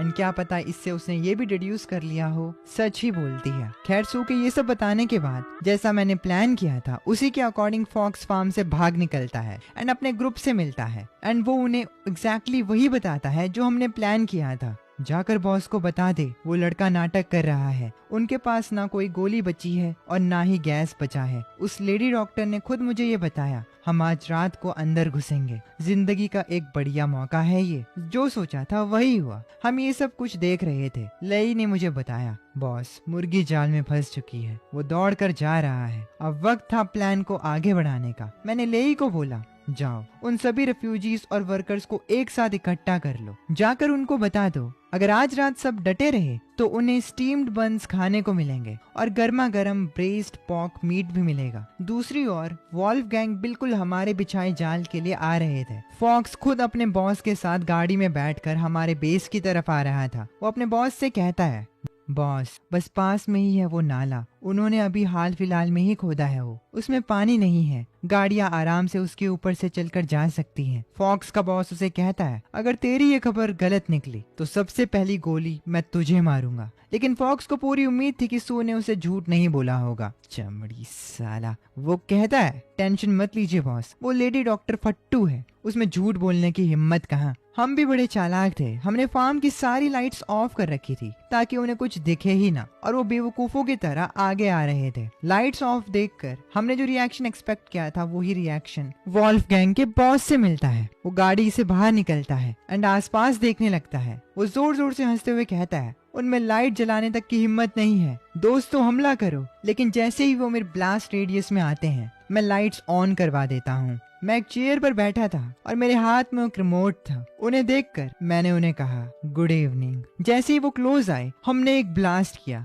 जिसके इम्पैक्ट से उनकी सारी गाड़ियां हमारी आंखों के सामने नीचे गिर गई। पार्ट 1 को इतना ज्यादा प्यार देने के लिए तुम्हारा शुक्रिया। और पार्ट 2 यहाँ से शुरू होता है। वॉल्फ गैंग के लोग मेरे जाल में फंस गए और मेरे फार्म पर अटैक करने के लिए आए, लेकिन मैं उनके लिए तैयार था। मैंने अपने एक्सप्लोजिव्स का यूज किया, जिससे उनकी गाड़ी पलट गई। वॉल्फगैंग का लीडर कार से निकला। वो बहुत ही ज्यादा गुस्से में था। उसने अपने आदमियों को बोला, पलट के वार करो, पलट के वार करो। लेकिन मैंने इन सब चीजों के लिए पहले ही तैयारी कर ली थी। लाई ने हमारे कुछ स्किल्ड वर्कर्स के साथ मिलकर ऊपर से उनके ऊपर फायरिंग शुरू कर दी और फिर मोलोटोव्स फेंकी, जिससे उसके सारे आदमी उसकी आंखों के सामने जलकर राख हो गए। अब वो एंड फॉक्स ही जिंदा था। मैंने वॉल्फगैंग के लीडर से बोला तो हम फिर मिल गए और फिर मैंने उसके हाथ पर अपना पैर रख दिया। वो दर्द में था, लेकिन उसने मुझसे पूछा, तुम्हारे पास आखिर कितने हथियार हैं? मैंने जवाब दिया, वाइल्ड वॉल्व्स को खत्म करने के लिए काफी हैं। वॉल्फगैंग से डील करने के बाद हमने आसपास छान मारा। ना गाड़ियां मिली,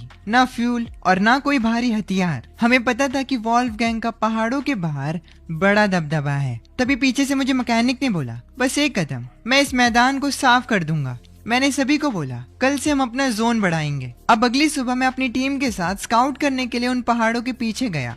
एज मैं अपने फार्म का जोन बढ़ाने वाला था, मैं उन बंजर जमीन के पहाड़ों पर पहुंचा और दूर दूर तक देखने लगा। तभी मेरे मैकेनिक का पैर एक हड्डी पर पड़ा। वो हड्डी चुटकियों में ही टूट गई। मेरा मैकेनिक घबराकर बोलने लगा, बॉस, ये जगह कितनी डरावनी है। ये हड्डियां बिस्कुट की तरह क्यों टूट रही हैं? ये हड्डी एक कदम रखते ही चूर चूर हो रही है। तभी लेई आगे गया। उसने आसपास देखा और फिर बोला, यहाँ अजीब सी शांति है और तो और यहाँ एक भी ज़ॉम्बी नहीं है। किसी कीड़े की आवाज तक नहीं आ रही। मैं भी थोड़ा कंफ्यूज था। हम आगे स्काउट कर रहे थे। तभी आसमान से गिरते हुए मैंने एक बर्ड के फेदर को देखा, जिस पर एसिड था। अचानक से सिस्टम ने मुझे एक वार्निंग दी, हाई कॉन्सेंट्रेशन में एसिडिक बायोसिग्नेचर डिटेक्ट हो रहा है। तभी बिल्कुल हमारे ऊपर हमने कोरोडर डक्स का झुंड देखा। ये बर्ड्स बिल्कुल उन चूहों की तरह थी जो साइज में काफी ज्यादा बड़े थे। ये म्यूटेंट बर्ड्स हैं जिनके मुंह में एसिड था। मैंने जल्दी से टीम को बोला, सब लोग कवर लो जल्दी। हमने उनसे फाइट करने की कोशिश की, लेकिन मेरे एक आदमी के हाथ पर वो एसिड गिर गया एंड उसका हाथ जलने लगा। हम समझ गए कि ये कितना खतरनाक है। बॉडी आर्मर तक को जला दे रहा है। वो म्यूटेंट जंगली बर्ड्स हमारी तरफ आ रही थी। वो कम से कम 4 से 5 हजार बर्ड्स थी। हमने उनके एसिड को अपनी एडवांस शील्ड से रोकने की कोशिश की, लेकिन हम फेल रहे। एंड इस भयानक सिचुएशन को देखते हुए मैंने अपनी टीम को कमांड किया, वापस आर्मर ट्रक की तरफ चलो, ये टाइगर्स नेस्ट है, ये उनका इलाका है। और फिर हम सब दौड़कर अपने आर्मर ट्रक में बैठ गए। आर्मर ट्रक के छत से भी उन बर्ड्स का एसिड टपक रहा था। मेरा एक आदमी काफी घबरा गया और बोलने लगा, शिट, अगर ये ऐसे ही एसिड फेंकते रहे तो हमारा सूप बन जाएगा। तभी मैंने अपनी टीम को शांत करवाया एंड उन्हें बताया, अगर इन्हें एसिड फेंकना इतना ही पसंद है तो मैं इनके सारे पंख नोच लूंगा। मैंने अपने सिस्टम शॉप पर जाकर एक twin Vulcan double A cannons का ब्लूप्रिंट बाय किया। Twin Vulcan double A cannons unlock हो गए। अब जैसे ही मैं अपने बेस के वेयरहाउस में पहुंचा, मैंने उस ब्लूप्रिंट को ट्रक में लगाने का डिसाइड किया। मैं उन बर्ड्स को सबक सिखाना चाहता था। मैंने अपना रेंच उठाकर काम करना शुरू किया। मैंने डबल ए कैनन्स की प्लेसमेंट शुरू की। मेरे मैकेनिक ने मेरी इस चीज में काफी मदद की और उसके गाइडेंस की वजह से मैंने उस गन को एकदम स्टेडी तरीके से ट्रक के ऊपर प्लेस कर दिया। और ऐसे ही मैंने अपनी टीम के साथ अपने ट्रक्स को वॉर रेडी मॉन्स्टर्स बना दिया। अब हमसे कोई पंगा नहीं ले सकता था। लेकिन तभी सू मेरे पास आई। उसके चेहरे पे चिंता थी। वो बोली, लिहान, वो कौवे नेचुरल म्यूटेंट्स नहीं हैं। मुझे मिले उनके थूक में Z3 म्यूटागन के ट्रेसेस हैं। हाइव नाम का एक ग्रुप इनका इस्तेमाल बायो वेपन्स बनाने के लिए करता है। सू के ये बताने के बाद मैंने अपने ट्रक्स में थोड़ा ट्वीक किया और मैंने सू को बोला, तो इसका मतलब ये है कि कोई इन कौवों को पाल रहा है। सू ने मुझे बोला, हो सकता है अगर हम इन सबको मार दें तो उनका कीपर सामने आ जाए। इससे हमें पता चल जाएगा कि ये कौवे किसके हैं। ये बात सुनकर मैंने सू से कहा, कुत्तों को मारो और मालिक खुद बाहर आ जाएगा। मैं बस यही सोच रहा था कि हाइव का दरवाजा किस तरफ से खुलता है, लेकिन अब प्लान रेडी है। अब अगले दिन मैं अपने blood thirsty modified war trucks को लेकर वापस उसी जगह गया। मेरे सामने हजारों म्यूटेंट्स कौवे थे। मैं उन्हें देखकर थोड़ा चौंक गया। वो काफी ज्यादा मेनेसिंग थे, लेकिन अब मैंने उनसे लड़ने की तैयारी करी। अपने न्यू वेपन एक्टिवेट किए, fire control radar. 3400 targets lock हो गए। मैंने एमुनेशंस को हाई एक्सप्लोसिव इंसेंडियरी फ्लेयर्स और फायरिंग मोड को बर्जर्क पे सेट कर दिया। मैंने उन पर फायरिंग करना शुरू किया। कुछ ही टाइम बाद मैंने ऑलमोस्ट सभी म्यूटेंट बर्ड्स को मार दिया था। उन बर्ड्स में से सबसे बड़ी बर्ड नीचे गिरी। मैं अपना चाकू लेकर उसकी तरफ गया उसे मारने के लिए, लेकिन तभी सू ने मुझे पीछे से रोक लिया। उसने मुझे कहा, रुको, इसका पैर चेक करो, एक इलेक्ट्रॉनिक एंकल टैग। ये एक रिकॉन ड्रोन है लेकिन ये सिर्फ रिकॉन के लिए नहीं, ये एक डाटा ट्रांसमीटर है। इन बर्ड्स ने सारा कॉम्बैट डाटा वापस भेज दिया है। ये बात सुनकर मैंने उस बर्ड के एंकल टैग को ले लिया और अपने साथ ले आया। मैंने उस एंकल टैग के डाटा को अपनी मशीन में लोड किया ताकि मैं पढ़ सकूं कि उस डाटा के अंदर एक्चुअली में क्या है। कुछ टाइम बाद मेरे सामने 72 आवर्स ये नंबर आया, जिसे देखकर लाई ने मुझसे पूछा इसका क्या मतलब है। तभी सू ने पीछे से बोला, सेल्फ डिस्ट्रक्ट काउंटडाउन। ये एक पर्ज टाइमर है। ये सिर्फ एक टाइमर नहीं है, ये हमारा डेथ वारंट है। टायरेंट स्क्वाड ने इन कोऑर्डिनेट्स को लॉक कर लिया है। वो किसी को जिंदा नहीं छोड़ेंगे। वो पुरानी दुनिया के बुरे सपने की तरह हैं। उनके पास सबसे एडवांस सेंसरी एक्सोस्केलेटन्स हैं। हमें अभी यहाँ से निकलना होगा। सू के ये बोलने के बावजूद भी, सू की बात सुनने के बावजूद भी मैंने सू की बात को ना मानने का डिसाइड किया। मैंने यहीं रुकने का फैसला किया। तभी सू झुक गई और उसने मुझसे बोला, अगर ली हान तुम यहीं रुकते हो तो तुम मारे जाओगे। हमारी डिफेंसेस रेगुलर आर्मी को नहीं रोक सकती। सू बहुत घबरा गई थी, लेकिन मैंने अपना डिसीजन ले लिया था। ये जमीन मेरी है और ये खाना भी और ये बंदूकें भी। मेरी एक बुरी आदत है, मैं अपना खाया हुआ निवाला कभी नहीं उगलता, इसीलिए मैं इस जगह को छोड़कर नहीं जाऊंगा। तभी लाई अपने गन को साफ करते हुए बोला, अगर वो रेगुलर आर्मी है तो उनका गियर भी टॉप क्लास होगा। बॉस, क्या आप चाहते हैं कि वो हमें सैंपल्स की तरह यूज करें? लई की बात सुनकर मैंने उसे जवाब दिया, अगर ऐसा है तो मैं उन्हें अपने सप्लाई पैक्स की तरह इस्तेमाल करूंगा। वॉरियर्स अपनी जगह बिना फाइट किए नहीं छोड़ते हैं। मैंने डिसाइड किया कि मैं इस फार्म को 3 दिन में वॉर फोर्ट्रेस बना दूंगा। मैंने अपने सारे क्रेडिट्स लगा दिए ताकि मैं फोर्ट्रेस के लिए अच्छे इक्विपमेंट्स खरीद सकूं। लेकिन अभी भी सू बहुत ही ज्यादा घबराई हुई थी। मेरे पास कोई और ऑप्शन नहीं था। मैंने फोर्ट्रेस को कन्वर्ट करने की तैयारी शुरू कर दी थी। वो सारे ब्लूप्रिंट्स जो भी लगने थे मैंने वो बाय किए और कंस्ट्रक्शन शुरू किया। मेरे सभी लोगों ने मेरी इसमें मदद की। मेरे मैकेनिक ने एक वॉर रोबोट तैयार किया और उसे देखते हुए उसने कहा, मानता हूँ ये दिखने में थोड़ा बेकार है, पर इसकी मदद से लाई गैंग एक मोटरसाइकिल को एक हाथ से उठा सकता है। मैकेनिक की बात सुनकर मैंने उस रोबोट पर हाथ रखा और मैंने उसे बोला, चलो इसका कोई नाम रखते हैं। मैकेनिक हंसा और बोला, आयरन बुल 1 कैसा रहेगा? और ऐसे ही हमारी तैयारी चलती रही। मैंने स्किल्ड वर्कर्स को अपनी आर्मी में शामिल कर लिया था। ये सब हम हाइव से लड़ने के लिए कर रहे थे, क्योंकि हाइव हमसे काफी ज्यादा पावरफुल थी। लेकिन एक दिन मेरे फार्म में एक आदमी आया अपने साथ दूसरे आदमियों को लेकर। वो मुझसे कुछ बात करना चाहता था। उस आदमी ने बोला, बॉस ली, हमने सुना आपने वॉल्व पैक का सफाया कर दिया। हमारे पास लकड़ी का इंतजाम है, हमें बस थोड़ा खाना चाहिए। एक्सपायर्ड चावल की एक बोरी भी चलेगी, हम भूख से मर रहे हैं। उस आदमी की बात सुनकर मैंने सू को बोला, सू इन्हें दिखाओ। और सू एक टोकरी में फ्रेश सब्जी लेकर वहाँ पहुँची। मैंने उस टोकरी में से एक टमाटर को उठाया और उस आदमी को एंड उसके साथियों को दिखाते हुए बोला, ये एक टमाटर है, विटामिन से भरा हुआ। ये एक टमाटर पूरे हफ्ते का राशन है। अपोकलिप्स में फ्रेश सब्जियां किसी सोने से कम नहीं होती। वो सभी आदमी मेरे सामने झुक गए और बोलने लगे, बाप रे, आप बस बताइए हमें क्या करना होगा। किसी को मारना हो, आग लगानी हो, कुछ भी चलेगा, लेकिन हमें खाना दीजिए। उनकी बात सुनकर मैंने उन्हें बोला, मुझे लड़ने वाले नहीं चाहिए, मुझे रिसोर्सेस चाहिए। मैं एक सैटेलाइट फार्म सिस्टम बना रहा हूँ। पहले जाओ और अपने इलाके को साफ करो। लॉग कैंप्स मुझे लकड़ी भेजेंगे, माइन से मुझे ओर मिलेगा, गैस स्टेशन फ्यूल जमा करेंगे और तुम तीनों की हर जगह से हर 3 दिन में डिलीवरी आनी चाहिए, वरना मैं तुम्हारा खाना बंद कर दूंगा। सही से काम किया तो तुम्हें सीड्स और फर्टिलाइजर मिलेंगे, लेकिन अगर किसी ने चालाकी दिखाने की कोशिश की, हमें धोखा देने की कोशिश की, तो मैंने उन्हें वार्निंग के तौर पर अपनी मशीन गन दिखाई और वो तुरंत समझ गए और बोलने लगे, कभी नहीं, बिल्कुल नहीं, आज से आप ही हमारे अकेले बॉस हैं। और विंटर भी शुरू हो गया था और अब मुझे समझ में आया कि ये लोग हमारे पास क्यों आए थे। ये स्मार्ट थे, इन्हें पता था कि विंटर आने वाला है। खैर, विंटर आने से पूरे फार्म पर जोर से बर्फ पड़ रही थी। इस बीच कुछ लोग हमारी तरफ आ रहे थे। अपने हर कदम के साथ वो हमारे काफी करीब आ चुके थे। उनकी आंखें लाल और हाइट हमारे आदमियों से काफी बड़ी थी, लेकिन मैं एंड सू इस चीज को जानते थे। सू आसमान की तरफ देखकर बोली, बर्फ गिर रही है, ये टायरेंट्स के लिए अच्छा है, उनकी स्किन कोल्ड रेजिस्टेंट है, हमारी बंदूकें ठंड में जाम हो सकती हैं। सू की बात सुनकर मैंने जवाब दिया, तो टायरेंट्स को खून से गर्म करते हैं। वॉर शुरू हो चुकी थी। वो लोग अपने एडवांस व्हीकल के साथ मेरी जगह के सामने आ गए थे। वो काफी तेज थे। मेरा मैकेनिक ये सब मॉनिटर पर देख रहा था और वो थोड़ा घबराया हुआ था। हे भगवान, ये किस तरह के मॉन्स्टर्स हैं? क्या वो गैटलिंग गन है? तभी मैं एंड ले आई बाहर जाने की तैयारी करने लगे। हमने लेआई को एक न्यू एडवांस वेपन दिया था, एक हाथ। लेआई ने मुझे बोला, बॉस वो गेटलिंग बंदूक वाला बंदा मेरा है, मैं देखना चाहता हूँ कि उसकी चमड़ी कितनी सख्त है। दूसरी ओर मैंने भी अपनी स्वॉर्ड को बाहर निकाला और प्रिपेयर करने लग गया। मैंने लेआई को बोला, बाकी दो को मैं देखता हूँ, चलो चलते हैं। मैं अपने फार्म के गेट खुलवाता हूँ। हमारे सामने वो जाइंट इन्फेक्टेड मॉन्स्टर्स थे जिनके हाथों में मशीन गन्स थी। एक मॉन्स्टर ने लेआई पर हमला करना शुरू किया। लेआई अपनी शील्ड को खोलता है एंड मुझे बोलता है, बॉस इसे मैं संभाल लूंगा, बाकी आपके। लेआई पर हैवी फायरिंग होने लगती है। बाकी के दो मॉन्स्टर्स मुझ पर हमला करने के लिए आते हैं, लेकिन मैं उनमें से एक के अटैक्स को डॉज करके उसे मार देता हूँ। ये देखकर वो दूसरा मॉन्स्टर और गुस्से में आ जाता है। अब अचानक से उसके पीठ के पीछे से टेंटिकल्स निकलने लगते हैं। ये देखकर सू मुझे कहती है, क्या वो ट्रांसफॉर्म हो गया? मैंने उसे बोला, तुमने एकदम सही कहा, मुझे पता था वो मॉन्स्टर इवॉल्व होकर मुझ पर हमला करेगा।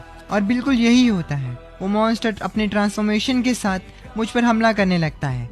लेकिन इसी वक्त मैं भी अपना ट्रम्प कार्ड खेलता हूँ और अपने जेट पैक एक्टिवेट करके उसे उन पंछियों के एसिड के पास लेकर जाता हूँ जिन्हें हमने मारा था। दूसरी ओर लेआई एंड उस मॉन्स्टर की फाइट अभी भी चल रही थी। लेआई को थोड़ी चोट आई, लेकिन उसने हार नहीं मानी एंड उस मॉन्स्टर को आखिरकार मार ही दिया। क्या मस्त फाइट थी। मैंने लेआई को जवाब दिया, तुमने बिल्कुल सही कहा। अब मैं और लेआई आगे गए। मैंने हमारे अटैकर्स की टेक्नोलॉजी को एनालाइज किया। तभी पीछे से लेआई बोला, बॉस ये फार्म डिफेंस नहीं है, ये तो एलियन से लड़ने जैसा था। अब मैं और लेआई आगे गए। मैंने उन अटैकर्स की टेक्नोलॉजी को एनालाइज किया और लियू को बोला कि उसे जल्द ही इस चीज की आदत पड़ जाएगी। ये तो बस ट्रेलर था। Alright guys, before moving forward मैं तुम्हें थोड़ा सा बता देता हूँ कि हाइव क्या है और टायरेंट्स क्या हैं, क्योंकि आगे तुम्हें टायरेंट्स वर्ड भी सुनने को मिलेगा। तो मैं तुम्हें समझाता हूँ कि हाइव कौन है और वो क्या करती है। तो हाइव एक मैसिव इविल ऑर्गेनाइजेशन है या मेगा कॉर्पोरेशन है जिसकी वजह से शायद ये एपोकलिप्स शुरू हुआ है। ये लोग शैडोज से दुनिया को कंट्रोल करने की कोशिश कर रहे हैं। इन्होंने बायो वेपन क्रिएट किया है। इनके पास एडवांस टेक और आर्मी है। दूसरी तरफ हमारे टायरेंट्स आते हैं। जो टायरेंट है वो इलीट बॉस मॉन्स्टर्स हैं। टायरेंट नॉर्मल ज़ॉम्बीज नहीं है, ये हाइव के बनाए हुए बायो इंजीनियर्ड सुपर सोल्जर्स या साइबॉग मॉन्स्टर्स हैं। इन्हें स्पेसिफिकली लोगों को हंट करने और खत्म करने के लिए भेजा गया है। अगर तुमने रेजिडेंट इविल गेम्स खेली हैं तो तुम्हें इसके बारे में थोड़ा पता होगा। Anyways now let's move on. अब मैं अटैकर्स के इक्विपमेंट के एक पीस को वेयर हाउस लेकर गया जहां सू ने उस इक्विपमेंट को एनालाइज किया। इन सब चीजों को होता हुआ देखकर मैकेनिक भी थोड़ा हैरान था। तभी सू ने बोला, मैंने डाटा क्रैक कर लिया है और मुझे ये मिला। ये टायरेंट्स हाइव के T103 मास प्रोड्यूस टाइप्स हैं। उनका मिशन सफाया करना और फील्ड टेस्टिंग है। गुड न्यूज ये है कि तुमने उन्हें बहुत जल्दी मार दिया, लेकिन मरने से पहले उन्होंने रिपोर्ट भेज दी थी और टायरेंट्स ने इस जगह को टॉप डेंजर जोन मार्क कर दिया है। लेकिन अभी के लिए हाइव फिलहाल अपनी मेन फोर्स नहीं भेजेगा। सू की ये बात सुनकर मैं समझ गया कि मुझे पावर अप करने के लिए थोड़ा टाइम और मिल गया है। दूसरी तरफ मैकेनिक भी एक गन को उठाते हुए बताता है कि मैकेनिक इस गन में बहुत ही ज्यादा इंटरेस्टेड होता है और क्योंकि ये गन टायरेंट्स के पास थी तो अब वो इसे यूज करने वाला था। ये गन बिल्कुल ठीक है, बस बैरल लाल गर्म हो गई है। इस पर एक हीट रेजिस्टेंट बैरल लगानी पड़ेगी। अगली बार मैं एक चलता फिरता टरेट बनाऊंगा। मेरे लोग और मैं धीरे धीरे करके आगे बढ़ रहे थे। मैंने अपने मैकेनिक को कहा, इन टायरेंट के बचे हुए हिस्सों में हाई स्ट्रेंथ बायो अलॉय है, इन्हें पिघला दो और वॉर ब्रेकर एक्सोस्केलेटन को अपग्रेड करो। ये मटेरियल गोलियों को रोक लेगा और टैंक के गोलों को भी। मैं किसी भी रिसोर्स को वेस्ट नहीं होने देना चाहता था। अब कुछ दिन बीत जाते हैं। सर्दियों में हमारे लिए फार्मिंग करना मुश्किल था, तो हमने ग्रीन हाउस फार्मिंग शुरू किया जो कि बहुत ही कामयाब थी। हम वो सब फल और सब्जियां भी उगाने लगे जिनका सीजन नहीं था। अचानक से सिस्टम ने मुझे बताया कि मेरी एक अचीवमेंट कंप्लीट हो गई और मेरे ग्रीन हाउस का साइज डबल हो गया। हाई एनर्जी आलू अनलॉक हो गए। बाहर एकदम नर्क है, लेकिन यहाँ जन्नत है। वॉल के बाहर जितनी भी ह्यूमन सिविलाइजेशन थी उन्हें अब इस मौसम की वजह से खाने और शेल्टर की भारी कमी हुई, जिसकी वजह से लोग ठंड से जमने लगे और ऐसे ही कुछ लोग मेरे डोर्स तक आए। कैप्टन लियान, मदद कीजिए प्लीज, हमारे कैंप का गेट टूट गया है। बहुत लोग ठंड से जमकर मर गए हैं। हम आपके लिए काम करेंगे, बस हमें इस ठंड से बचा लीजिए। लेआई और मैं दीवार पर खड़े होकर ये सुन रहे थे। उस आदमी की बात सुनकर लेआई ने मुझे बोला, बॉस इन्हें अंदर आने दो। मैंने लेआई को जवाब दिया, इन्हें अंदर लाने का मतलब होगा खुद मौत को बुलाना। ग्रीन हाउस में इतने लोगों की जगह नहीं है, पर हम बिजनेस कर सकते हैं। मैं उन लोगों के पास गया और लाउड स्पीकर पर बोला, कोयला या खाना दो और सप्लाईज ले लो। देकिंग रिवर पर या फिर इन रूइन से ये पार्ट्स ढूंढ कर लाओ। मैं मुफ्तखोरों को नहीं खिलाता, पर तुम्हें आजादी मिलेगी। और इतना कहकर मैंने उन लोगों को इतना खाना दे दिया जो कि उन्हें जिंदा रखकर मेरी ये मांगे पूरी करवा सकता था। वो लोग दौड़कर उस खाने के पास जाने लगे। मेरी एक ही आइडियोलॉजी थी, अगर इंसानों की तरह जीना चाहते हो तो उसके लिए लड़ो। कुछ देर बाद मैं अपने बेस में आ गया, जहाँ मुझे पता लगा माइन कैंप ने 3 दिन से ओट डिलीवर नहीं किया है। तभी वहाँ सू आई। सू मुझसे पूछने लगी, क्या ये बर्फ की वजह से है या फिर रास्ते बंद हो गए हैं? मैंने सू को जवाब दिया, रास्ते बंद हैं, पर ये लोग तो जिंदा हैं। ड्रोन की रिपोर्ट के हिसाब से कल रात वो खाना पका रहे थे, मतलब वो माइंस पर तो हैं। लेकिन इसके बावजूद भी ना स्टील आया ना कोई ट्रक। किसी को लग रहा है कि ठंड बहुत है, तो उन्हें लगता है कि मेरी तलवार की धार कमजोर पड़ गई है। मैंने फैसला कर लिया था कि उन लोगों के साथ क्या करना है। मैंने अपना वेपन उठाया और मैं लेआई के साथ माइंस के लिए निकल गया। मेरे माइंस पर मेरे आदमी हाइव के साथ मिल चुके थे। मेरे आदमी ने हाइव के एक मेंबर से कहा, रिलैक्स एनवॉय, लियान ज्यादा दिन तक हवा में नहीं उड़ेगा, बर्फ बहुत ज्यादा गिर रही है, उसकी गाड़ी यहाँ तक नहीं आ सकती। तभी हाइव के मेंबर ने उसे एक बूस्टर शॉट दिया और बोला, अगर तुम ठीक से रहोगे तो हाइव तुम्हारा ख्याल रखेगा, ये लो तुम्हारा बूस्टर शॉट। ये लोग ठंड में चाय के मजे ले रहे थे कि तभी मैंने अपनी स्नाइपर से इनके ग्लास पर शूट किया। वो सभी घबरा गए।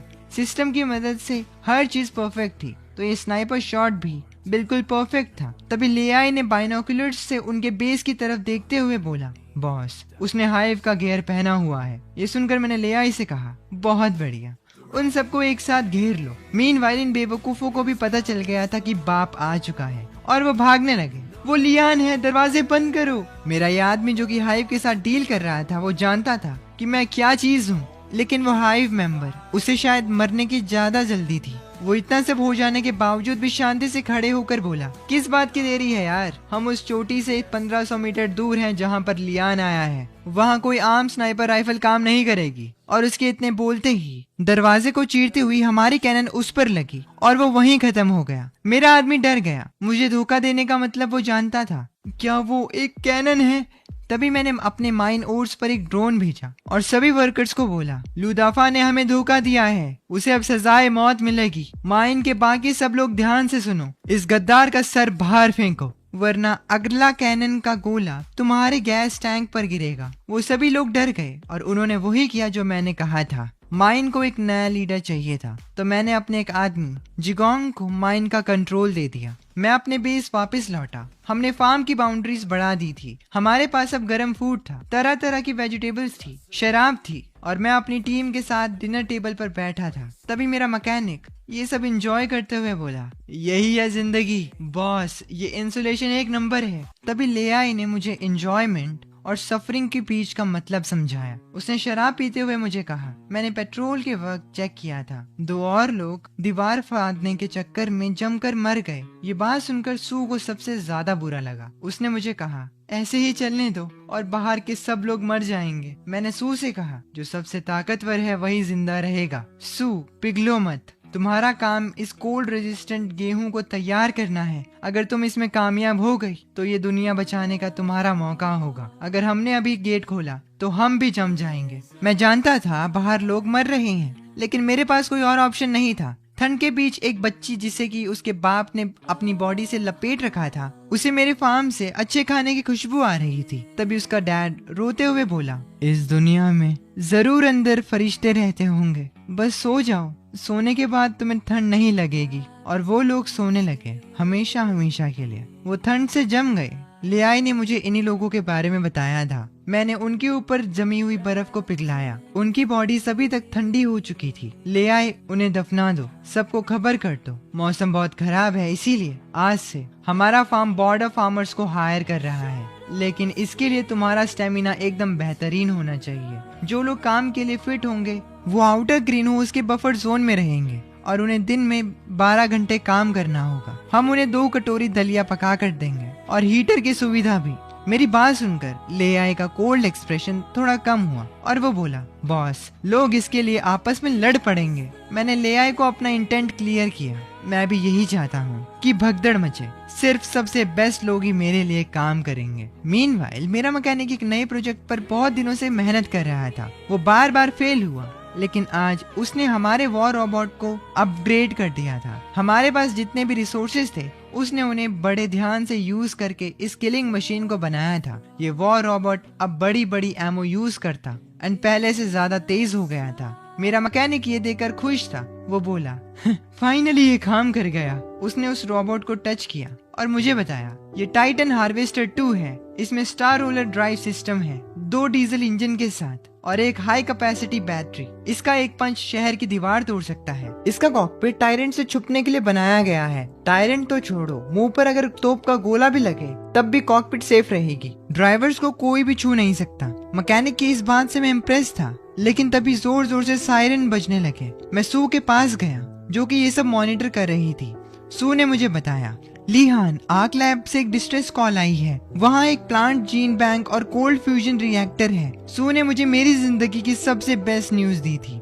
हमें जिनकी जरूरत थी वो हमें मिल चुके थे और मैं जानता था कि ये कितनी बड़ी बात है। मैंने सब कुछ एनालाइज किया और सू से बोला, पहले फ्यूजन रिएक्टर तक पहुंचना नामुमकिन था, लेकिन फिर मैंने एक स्माइल दी और आगे बोला, क्योंकि हमारे पास फायर पावर नहीं थी। पर टाइटन के आने के बाद मैं तैयार होने लगा और फार्म से निकलने से पहले मैंने सबको अपना डिसीजन सुनाया। अब शहर में शॉपिंग करने का वक्त आ गया है दोस्तों। मैं हमारे न्यूली बिल्ड टाइटन हार्वेस्टर 2 के पास गया और उसके अंदर बैठकर इस न्यू मिशन के लिए निकल गया। मेरे साथ मेरी टीम आ रही थी। ये लूट सच में हमारे लिए गेम चेंजर थी। फार्म से बाहर निकलते ही मैंने टाइटन के सारे फीचर्स टेस्ट किए। मैं जल्द ही समझ गया था कि क्या चीज कैसे काम करती है। मीनवाइल मेरे पीछे लेआई हमारी आर्मी के साथ तैयार था। मैंने आगे कमांड दिया, आर्क लैब सिटी के सेंटर में है, 20 किलोमीटर दूर। फॉर्मेशन में रहो। हमारा पूरा कॉन्वॉय मेरे इशारों पे आगे बढ़ा। मैंने सबको बताया, वो एक मुर्दा शहर है, कोई टूरिस्ट स्पॉट नहीं। तभी सू ने रेडियो पर हमें इन्फॉर्मेशन दी, बुरी किस्मत, पहले 5 किलोमीटर हाईवे है। इसे क्रॉस किए बिना शहर जाने का कोई रास्ता नहीं है। शायद वो कबाड़ गाड़ियों से भरा होगा। मैंने सू को हंसते हुए जवाब दिया, रास्ते बनाए जाते हैं, मिलते नहीं। और अगर वहाँ रास्ता ना हो तो मैं खुद बना लूंगा। अपोकलिप्स के बाद हाईवे पर हजारों कार्स फंसी थी। नॉट टू मेंशन चारों तरफ ज़ॉम्बीज थे। मैंने टीम को बोला, जो रास्ते में आएगा मरेगा। मैं रास्ते में आने वाली हर एक चीज को तोड़ने लगा, अपनी टीम के लिए रास्ता बनाने के लिए, क्योंकि वो लोग कार्स में आ रहे थे। लेकिन आवाज सुनकर ज़ॉम्बीज आने लगे तो लेआई और मैंने मिलकर उन्हें मारना स्टार्ट किया। ध्यान से, ये ज़ॉम्बी लिफ्ट लेने की कोशिश कर रहा है, बेचारा। हमारी टेक्नोलॉजी के सामने ये सब चींटियों की तरह थे। हम जैसे जैसे आगे बढ़े, हमारे डिवाइसेस हमें नई इन्फॉर्मेशन देने लगे। हम सिटी के एक ऐसे कोने में थे जहाँ आसपास हरियाली थी।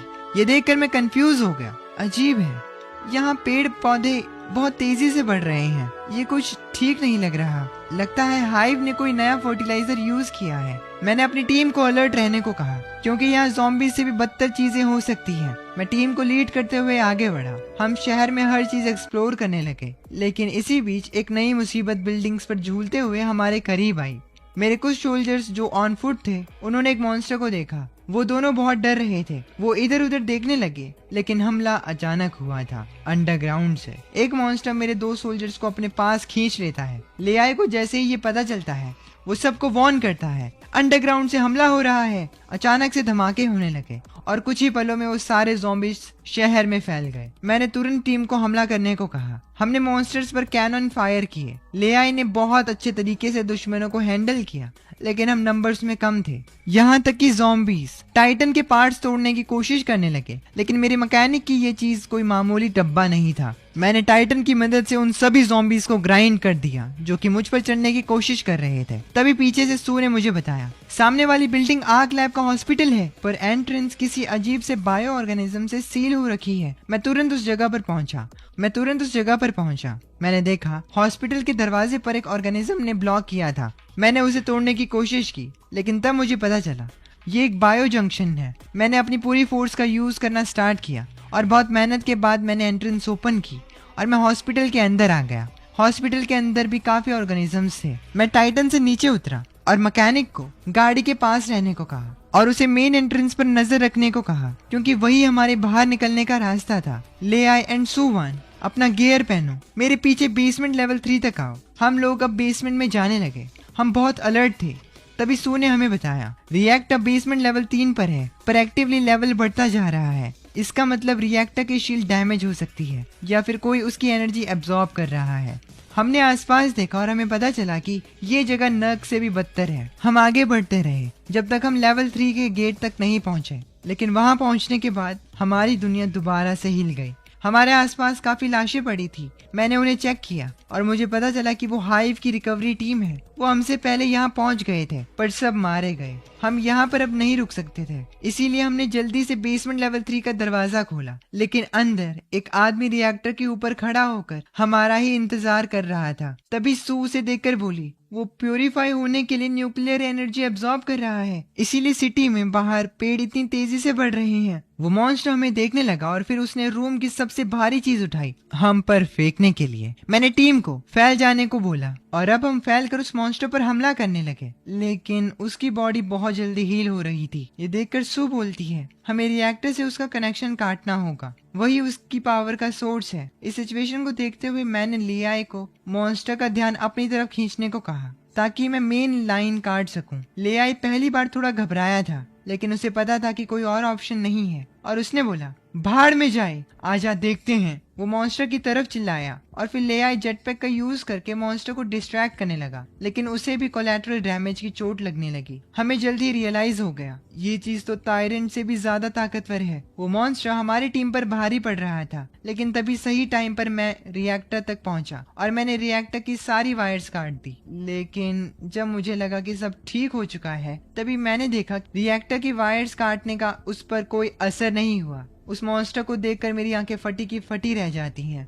मेरे पास कोई और ऑप्शन नहीं था। मैंने जेटपैक ऑन किया और उससे लड़ना शुरू किया। लेआई ऑलरेडी घायल था और जल्द ही ये मॉन्स्टर मुझे भी पकड़ लेता है। मेरी हालत बहुत ज्यादा खराब हो जाती है और मेरी इस खराब हालत को देखते हुए सिस्टम ने मुझे एक बार फिर बचाया। उसने मुझे कहा, होस्ट एकदम खतरनाक हालत में है, क्या वो 5000 पॉइंट्स के एक बार यूज होने वाले weapon miniature anti matter grenade को रिडीम करना चाहते हैं? 5000 पॉइंट्स बहुत ज्यादा थे, लेकिन फिर भी मैंने इसे रिडीम कर लिया। मैं जैसे तैसे करके उस मॉन्स्टर के पास गया और उसके मुंह में एक ग्रेनेड डाल दिया। ये लो तुम्हारे लिए गर्मा गर्म सूप। मीनवाइल सू को रिएक्टर का एनर्जी सोर्स मिल गया। उसे पता चला कि ये तो अनलिमिटेड एनर्जी है, इससे हम अपने ग्रीन हाउस को 10 गुना बड़ा कर सकते हैं। ग्रिड पूरा दिन फुल पावर में चल सकती है।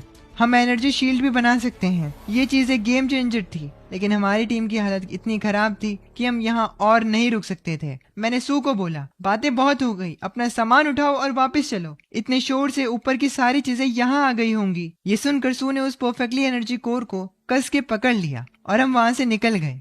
बाहर हमारा टाइटन सब ज़ॉम्बीज को हॉस्पिटल से दूर रखे हुआ था। इसी टाइम हम हॉस्पिटल से बाहर निकले। मेरा मैकेनिक हमें देख के बोला, बॉस आखिरकार आप वापस आ गए। बाहर ज़ॉम्बीज पागल हो रहे हैं, सब के सब इसी तरफ आ रहे हैं। सू तुरंत टाइटन के पास पहुंची एंड लेफ्ट बैंक कोर को मैक्स एनर्जी स्लॉट में लोड कर दिया। टाइटन ने हाई एनर्जी सोर्स को डिटेक्ट किया और उसका पावर आउटपुट 300% तक बढ़ गया और अब अनलिमिटेड एमो मोड अनलॉक हो गया। मैं तुरंत टाइटन पर चढ़ गया। मेरा मैकेनिक जो कि पहले टाइटन को चला रहा था, वो उससे बाहर निकला। मैंने उसे कहा, अब देखो ये है टाइटन अपने फुल पावर में। मैंने टाइटन के इस्तेमाल से काउंटलेस ज़ॉम्बीज पर अटैक किया। अनलिमिटेड एमो की वजह से मुझे सोचना भी नहीं पड़ा और शाम तक मैंने उन्हें धूल चटा दी। सिटी में लूट करने के बाद मैं अपने फार्म पर वापस पहुंचा। मैंने इस एनर्जी कोर को फार्म के एनर्जी सोर्स से रिप्लेस करा और तुरंत ही एनर्जी की प्रॉब्लम हमेशा के लिए खत्म।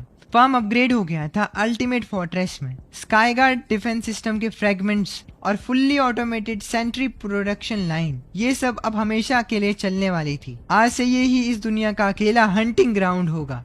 हमारे लिए एनर्जी की इस प्रॉब्लम के सॉल्व होने से अब प्रोडक्शन रेट 100 गुना बढ़ गए। हम तेजी से अपनी टेक्नोलॉजी को इम्प्रूव करते गए और मैकेनिक ने एनिमलॉइड्स तैयार किए ताकि हमें ह्यूमंस को हार्ड मिशंस के लिए आगे ना भेजना पड़े। हमारे पास अब एक अच्छी खासी आर्मी थी। मेरा मैकेनिक मुझे आगे बताता है, असली मर्द इसका ही तो सपना देखते हैं बॉस। जब तक रॉ मटेरियल मिलते रहेंगे, हम इस लाइन पर दिन में 20 यूनिट बना सकते हैं। मैंने अपना सिस्टम खोला और प्रोडक्टिविटी एनालाइज की और मैकेनिक से बोला, इंसानों की अपनी जरूरत होती है, मशीन्स का अपना काम है, इंसान थक जाते हैं, डर जाते हैं और धोखा देते हैं। अब समय आ चुका था अपने वॉल्फ पैक एनिमलॉइड्स की मदद से आसपास के रूइंस को एक्सप्लोर करने का।